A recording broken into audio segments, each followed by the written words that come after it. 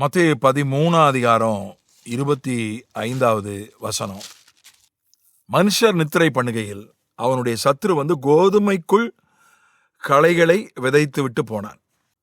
களைகளை விதைத்து விட்டு போனான். கோதுமைக்குள் களைகளை விதைத்து விட்டு போனான். களைகள் என்று சொல்வது மனிதர்களை, பொல்லாத மனிதர்களை குறிப்பதாக பின்னால அதனுடைய முடிவுரையில் ஆண்டவர் சொல்றார். அது 39ஆம் வசனத்தில் 38, 39 அதுக்கு விளக்கம் கொடுக்கிறார்.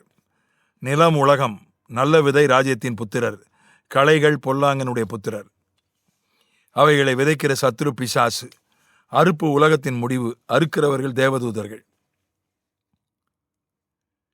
அதனால மனிதர்களை, பொல்லாங்கனுடைய புத்திரர்,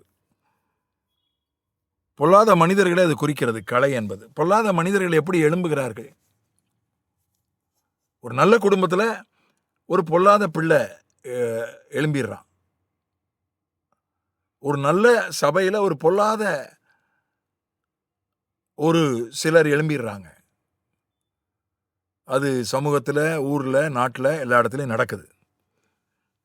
யோபு 31ஆம் அதிகாரம் 40ஆம் வசனம் இவ்விதமாக சொல்கிறது. அது தொடர்பான சில கருத்துக்களை யோபு 31:40 சொல்கிறது. 38 படிக்கிறேன். யோபு 31. எனக்கு விரோதமாக என் காணி பூமி கூப்பிடுகிறதும் அதன் படைச்சால்கள் கூட அழுகிறதும், கூலி கொடாமல் நான் அதன் பலனை புசித்து பயிரிட்டவர்களின் ஆத்துமாவை உபத்திரவப்படுத்தினதும் உண்டானால். 40. அதில் கோதுமைக்கு பதிலாக முள்ளும் வார்கோதுமைக்கு பதிலாக களையும் முளைக்க கடவது என்றான். யோபின் வார்த்தைகள் முடிந்தது. யோபு கடைசியா சொன்னது முடிவுரை தான். நான் யாருக்காவது பண விஷயத்தில் அநியாயம் பண்ணியிருந்தா, அல்லது யாரையாவது நான் உபத்திரவப்படுத்தி இருந்தா, என்னுடைய நிலத்தில் வார்கோதுமைக்கு பதிலாக களை முளைக்க கடவுது அப்படின்னு சொல்லிதான் தன்னுடைய வாதத்தை முடிக்கிறான் யோபு.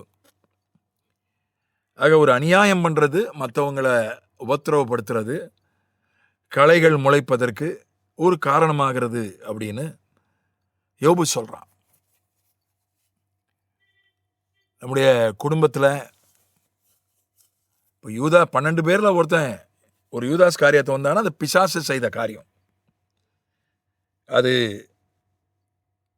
வேத புஸ்தகத்தில் ஏற்கனவே எழுதப்பட்டது. ஒருவன் காட்டி கொடுக்க வேண்டும். வேத வாக்கியத்தின்படியே அவன் செய்கிறான், ஆனாலும் அவனுக்கு ஐயோ அப்படின்னு இயேசு சொன்னார். அது ஒரு விதி விலக்கு. அது விதி அல்ல, விதி விலக்கு. உங்களிலும் ஒருவன் பிசாசாக இருக்கிறான்னு சொன்னார். அது வேத வாக்கியம் நிறைவேறுவதற்காக நடந்த ஒரு விதிவிலக்கான ஒரு விஷயம். ஆனால் பொதுவாக ஒரு குடும்பத்தில், ஒரு குழுவில் களை மாதிரி ஒருத்தன் எழும்புறான்னு சொன்னான், அது பொதுவாக பெரும்பாலும் அந்த குடும்பமோ அந்த குழுவோ அந்த சபையோ செய்த தப்பாக இருப்பதற்கு வாய்ப்பு உண்டு. ஏன்னா நான் கூலி கொடாமல் இருந்து பயிரிட்டவர்களின் ஆத்துமாவை உபத்திரவப்படுத்தினால் வார்கோதுமைக்கு பதிலாக களை முளைக்க கடவுது என்று சொன்னான். இது பழைய ஏற்பாடு. ஆகவே அதை நாம் நிழலாட்டமாக எடுத்துக்கொள்ளலாம். ஆவிக்குரிய அர்த்தத்தை அதுக்கு நாம் பார்க்க முடியும். தாவீதினுடைய குடும்பத்தை எடுத்துக்கொள்ளுங்க. அவன் அநியாயம் பண்ணதுனால தான் அவன் பிள்ளைகள்லாம், அப்சலோம் ஏன் எழும்பினான்? அப்சலோம் அவன் நல்லவனாக தான் இருந்தான். அவன் தன்னுடைய தங்கையே ஒருவன் கெடுத்து விட்டான். அவனை கொலை செய்கிற அளவுக்கு அவன் பெண்ணுக்கு விரோதமாக பாவம் பண்ணக்கூடாது, பெண்ணுக்கு அநியாயம் பண்ணக்கூடாது என்பதில் ரொம்ப உறுதியாய், அதில் வைராக்கியமாக இருந்தவன் அப்சலோம். அந்த அப்சலோம் என்ன எப்படிப்பட்டவனாய் மாறி போனான்? தாவீதனுடைய மறுமனையாட்டிகளை ஒப்பருகையில் அரண்மனையினுடைய மொட்டை மாடியில் வைத்து பகிரங்கமாய் அவர்களை கெடுத்தான். அப்படி இருந்தவன் இப்படி மாறி போயிட்டான். ஏமாறி போனா தாவீது செய்வனுடைய பாவம். தாவீது உரியாவுக்கு செய்த அநியாயம். உரியாவினுடைய மனைவியை அபகரித்து கொண்டான். அந்த செய்த அநியாயம். உரியாவுக்கு செய்த பாவம். அந்த பாவம்தான் அப்சலோமா அப்படிப்பட்டவனாய் மாற்றியது. தன்னுடைய தகப்பனையே கொல்லுவதற்கு அந்த அப்பா நம்மளை அங்கீகரிக்க மாட்டாரான்னு ஏங்கிட்டு இருந்தவன் தளபதி கிட்ட போய் சண்டை போட்டான்.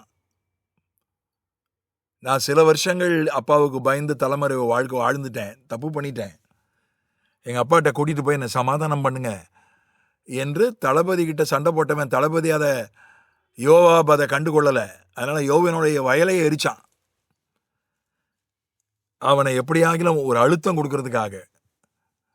அதுக்கப்புறம் தான் யோவாப் இவனை ஒரு நாடகமாடி அப்பா இடத்துல போய் சமாதானம் பண்ணி வச்சான். அப்பாவுடைய அன்பை அங்கீகாரத்தை எதிர்பார்த்து ஏங்குகிற மகனாக இருந்தவன் அப்பாவையே கொல்லக்கூடியவனாய், கொல்ல முயல்கிறவனாய் எப்போது மாறினான்? இதுதான் காரணம். தாவீதனுடைய பாவம்.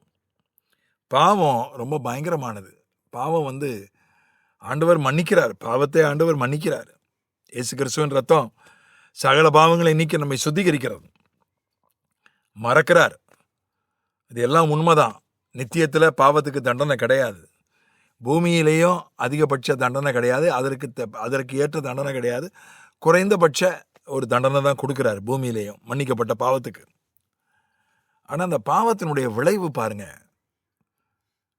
தாவீதனுடைய குடும்பத்தில் பிள்ளைகள்லாம் அதனால் சில பிள்ளைகள் களைகளாய் மாறி போனார்கள். நமக்கு நல்லா தெரியும் தாவீதனுடைய பிள்ளைகளுடைய காரியங்கள். ஆகவே நம்முடைய குடும்பத்தில், நம்முடைய குழுவில், நம்முடைய சபையில் களைகள் எழும்பாமல் இருக்கணும்னா நாம் ரொம்ப கவனமாக இருக்கணும். மற்றவங்களுக்கு அநியாயம் பண்ணாமல், பாவத்துக்கு இடம் கொடுக்காம ரொம்ப கவனமாக இருக்க வேண்டும். ஆகவே பாவம் பயங்கரமானது. நாம் கவனமாக இருப்போம். ஆமென்.